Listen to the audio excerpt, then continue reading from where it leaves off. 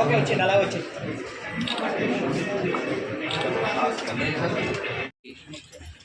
జన్మదినాన్ని పురస్కరించుకొని ఈరోజు పశ్చిమ నియోజకవర్గంలో ఉన్న 4 అన్న క్యాంటీన్లో ఈరోజు ఉచితంగా అన్న వితరణ జరుగుతుంది.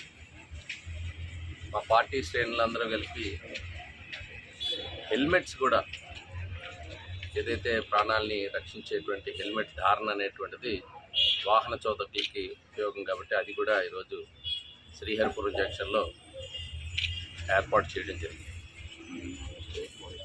ఈరోజు లోకేష్ గారు అతి పిన్న వయసులో చాలా అనుభవాన్ని సంపాదించారు.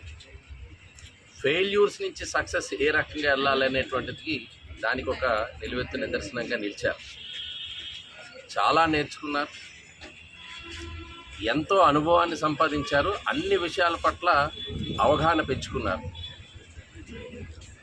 తాత దగ్గర నుంచి ఒక పట్టుదల మొండితనాన్ని నేర్చుకుంటే తండ్రి దగ్గర నుంచి ఒక మేధస్సు తెలివితేటలు ఆపాదించుకొని ఆ రెండింటినీ కలబోసినటువంటి వ్యక్తిగా ఈరోజు పరిపాలనలో తనదైనటువంటి శైలిలో తనకంటూ ఒక ప్రత్యేకమైనటువంటి ముద్రని వేసుకున్నారు.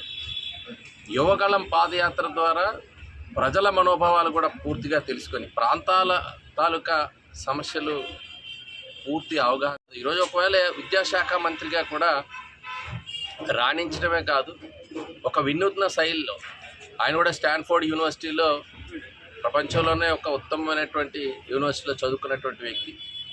సో మన రాష్ట్రంలో ఉన్నటువంటి ప్రభుత్వ స్కూళ్ళల్లో కానీ కాలేజీల్లో కానీ క్వాలిటీ ఎడ్యుకేషన్ ఇవ్వాలి, ఆ స్టాండర్డ్స్ పెంచాలి, ఒక నాలెడ్జ్ హబ్స్గా ఈ స్కూల్స్ అన్నీ ఉండాలి అనే ఉద్దేశంతో కొత్త కొత్త ఆలోచనలు అన్నీ కూడా ఇంప్లిమెంట్ చేసినటువంటి సంగతి. స్కూళ్ళల్లో రాజకీయాలు వద్దని ఈరోజు జన్మదిన వేడుకలు కూడా ఎక్కడ అట్టహాసాలు వద్దు, సేవా కార్యక్రమాలకే అందరూ కూడా పరిమితం అవ్వాలనేటువంటి ఒక మార్గదర్శనం ఇచ్చినటువంటి నాయకుడు లోకేష్ గారు. డెఫినెట్గా అతి పిన్న వయసులో ఎంతో అనుభవాన్ని సంపాదించుకున్నటువంటి వ్యక్తి.